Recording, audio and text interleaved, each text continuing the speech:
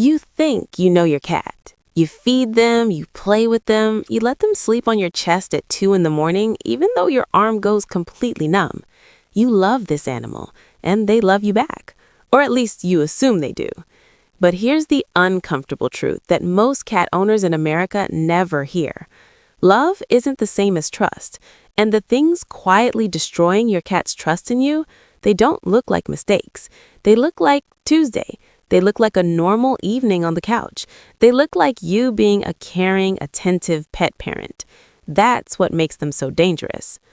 According to the American Pet Products Association, over 46 million U.S. households own at least one cat.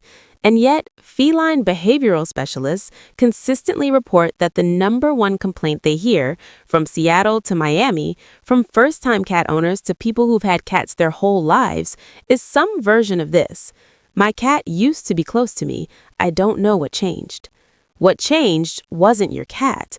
What changed was the accumulation of small, invisible damage that built up over months or years of perfectly well-intentioned mistakes. In the next few minutes, we're going to walk through 5 of the most common and most misunderstood trust-breaking habits that American cat owners are making every single day. Not because you're a bad owner, but because nobody told you these things, and your cat deserves better than silence. Stay with us through all 5, because the last one is the one that hits closest to home, and it's the one happening multiple times a day in virtually every household right now. Let's start with something that's going to feel deeply relatable, maybe even a little guilty. It's a Saturday morning, you're half awake on the couch, your cat, let's call him Mochi because honestly that's a great cat name, is curled up in a perfect little loaf right next to your hip. He looks like a stuffed animal, he looks unreal, and you think, I'm just going to give him one little pet. So you do. He opens one eye, gives you the slow blink of mild annoyance, and shifts slightly away. You think it's adorable. You do it again. Here's what's actually happening in Mochi's nervous system in that moment. Stress hormones are spiking. Not dramatically, not in a way you'd ever notice, but consistently. And here's why that matters. Cats sleep between 12 and 16 hours a day. That's not laziness, that's biological architecture. Their sleep cycles are deeply tied to immune regulation, emotional processing, and what animal behaviorists call threat calibration, essentially their brain's ability to assess whether their environment is safe. When you interrupt that repeatedly, even gently, your cat begins to associate closeness to you with loss of rest and safety. Over time, and this is the part nobody talks about, they stop choosing spots near you. They migrate to the bedroom you're never in. They find the quiet corner behind the bookshelf. You didn't push them away. You loved them away. Let sleeping cats sleep. Be the person they feel safe resting near. Now, same energy, different subject, the litter box. We're going to be direct with you here because your cat can't be. Skipping a day of scooping feels like a minor inconvenience to you. To your cat, it's closer to the feeling of coming home and finding your front door kicked in. Cats are wired, evolutionarily wired, to treat their elimination space as a critical survival zone. In the wild, a dirty bathroom site signals predators. It signals vulnerability. That hardwiring doesn't switch off because you live in a craftsman bungalow in Portland. When the litter box is neglected, stress builds. And stressed cats express that stress somewhere. Sometimes on your bathroom rug, sometimes on the corner of your mattress, but always somewhere. And that stress bleeds into how they perceive the entire home, including the person in charge of it. That's you. 4 minutes a day. That's all it takes. Scoop daily, full clean weekly. It's not glamorous, but it's one of the most direct ways to tell your cat, I see your needs. I'm paying attention. You're safe here. Quick show of hands, and we mean this literally. How many of you have wiggled your fingers at your kitten, let her bite and wrestle and claw at your hand, and thought, this is the most adorable thing that has ever happened to me? Yeah, all of us. Here's the problem. Picture this. Your neighbor Jake got a kitten last spring, tiny little tabby named Biscuit.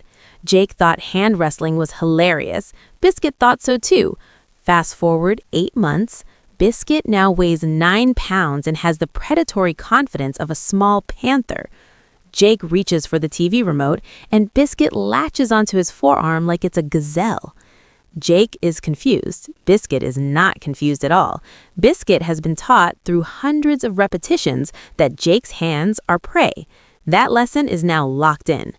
This is one of the most common behavioral complaints that American cat owners bring to veterinary behaviorists, and it is almost entirely preventable.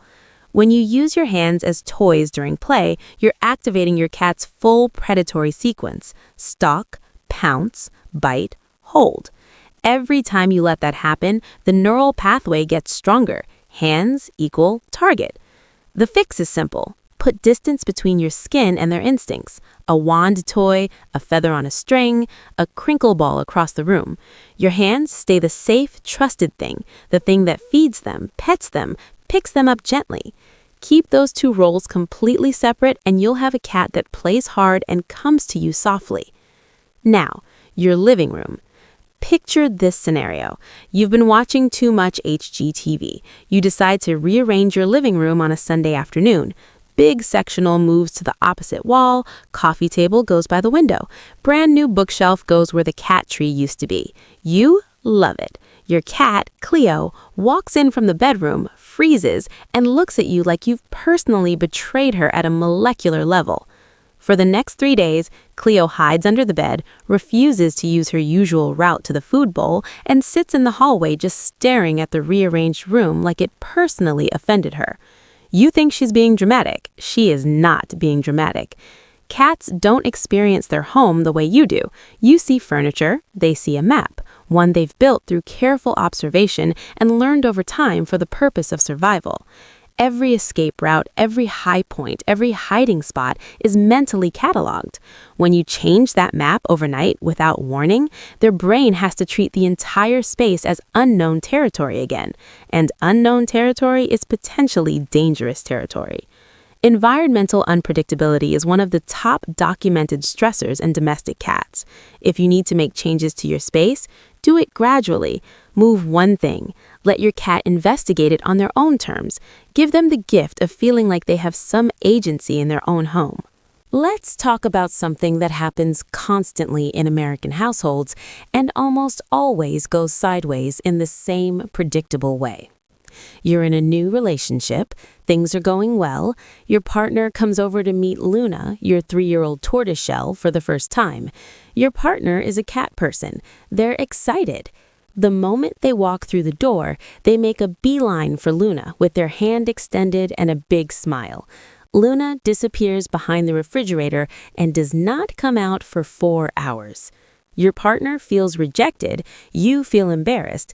Luna feels like her threat assessment was completely ignored by the one person who was supposed to have her back. Or maybe it's a new cat. You've adopted a second cat, a sweet rescue named Pepper, and you figure, hey, cats figure things out. You put them in the same room on day 1. Within 30 seconds, there's hissing, puffing, and one of them ends up hiding in the closet for 3 days. Here's what's happening. Cats are not socially wired the way dogs are. They don't default to trust. They default to evaluation. Every new person, every new animal in their space is processed through a complex threat assessment system that takes time, sometimes days, sometimes weeks. When you bypass that process by forcing immediate contact, you're not just rushing an introduction, you're overriding your cat's entire sense of agency and safety. And the message they receive isn't, "This new person is fine." The message is, "My owner doesn't care that I'm scared." Research on feline social behavior consistently shows that cats given gradual, low-pressure introductions form stronger, more lasting bonds, not just with the new person or pet, but with their primary owner, because you demonstrated that you listened. The right approach: let Luna observe your partner from a distance for the first few visits. No cornering, no picking up, no forced interaction. Let her approach when she's ready. Have your partner toss a treat in her direction without making direct eye contact. Let the positive association build organically. It might take 2 weeks. The bond it creates will last years. This applies to new babies, new roommates, new pets, anything or anyone new entering the home. Slow is fast when it comes to cat trust. Okay, this is the one we've been building toward. And if you've ever had a cat pull away from you without knowing why, this is probably it. Here's a scene that plays out in millions of American homes every single day. You're on the couch, watching Netflix. Your cat climbs into your lap, which feels like winning the lottery because cats are not obligated to do this. You start petting them, they're purring, life is good. Then, after a few minutes, you notice their tails start to flick. Low, slow, deliberate. Their ears rotate back slightly. The skin along their back does a subtle ripple. Their body weight shifts, almost imperceptibly, away from your hand. And you keep petting because they're still in your lap, because the purring was so good, because you assume they're fine. They are not fine. They're telling you as clearly as they possibly can in the only language available to them, I've reached my limit. I need a break. And you missed it. Or you didn't miss it, but you chose to keep going anyway. This is, according to feline behavioral research, the single most corrosive thing you can do to a cat's trust in you. More damaging than the litter box, more damaging than the rearranged furniture, because it goes to the root of what trust actually means to a cat. Trust, for a cat, is not about love. It's about being understood. It's about knowing that when they communicate through their ears, their tail, their body weight, their breathing, someone is actually listening. A landmark 2020 study published in Scientific Reports found that cats are extraordinarily attuned to owner responsiveness.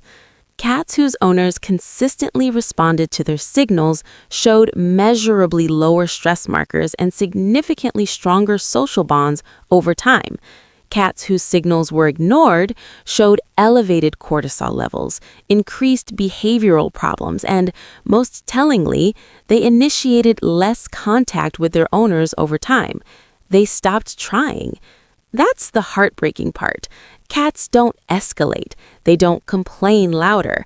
They just quietly stop choosing you. So learn the language. Slow tail flick means overstimulation is building. Ears rotating back or flattening means stress is rising. Skin rippling means touch has crossed the line. Body weight shifting away is a polite, clear request to stop. Dilated pupils in a relaxed setting can mean anxiety. When you see those signals, stop. Let them choose to stay or go. And if they go, that's okay, because the next time they climb into your lap, it means something real. It means they trust you enough to try again. You got to the end of this, which means you're the kind of owner who actually wants to understand your cat, not just own one. That matters more than you know. None of these mistakes make you a bad person. They make you a normal person who wasn't given the right information. Now you have it. Learn the signals. Protect the sleep, clean the box, play with the toy, move the furniture slowly, and introduce the new girlfriend to Luna on Luna's timeline, not yours. Your cat is talking to you every single day. The question is whether you're listening. If this opened your eyes, share it with someone whose cat has been giving them the silent treatment. They need to see this. And if you want more content on understanding your cat at a deeper level, subscribe. We're just getting started.